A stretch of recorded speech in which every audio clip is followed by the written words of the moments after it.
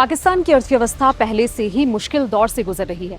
महंगाई, कर्ज और कमजोर आर्थिक हालात ने आम लोगों की मुश्किलें बढ़ा रखी हैं और अब इस संकट का असर देश की बिजली व्यवस्था पर भी साफ तौर से दिखाई देने लगा है।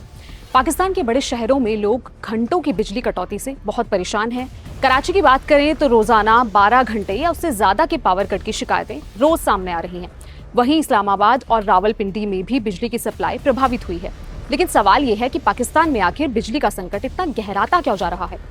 दरअसल पाकिस्तान की बिजली व्यवस्था कई तरह की समस्याओं से जूझ रही है। देश के कई बिजली संयंत्र गैस और RLNG से चलते हैं, लेकिन ईंधन की सप्लाई में दिक्कत आने पर बिजली उत्पादन भी प्रभावित होता है। यानी एक तरफ तो बिजली की मांग बनी हुई है, लेकिन दूसरी तरफ उत्पादन के लिए जरूरी ईंधन की पर्याप्त उपलब्धता है ही नहीं। नतीजा डिमांड और सप्लाई के बीच का बहुत बड़ा अंतर। और फिर शुरू होती है बिजली कटौती।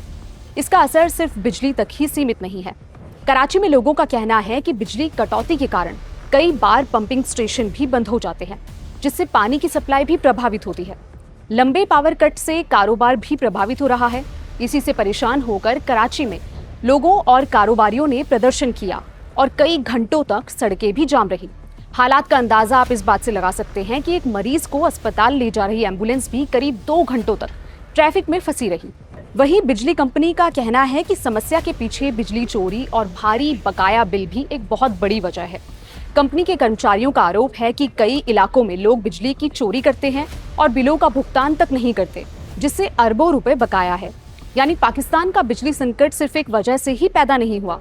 कमजोर आर्थिक स्थिति, ईंधन की सप्लाई में दिक्कत, बिजली चोरी, भारी बकाया और बढ़ती मांग, इन सब ने मिलकर हालात को और भी ज्यादा मुश्किल कर दिया है।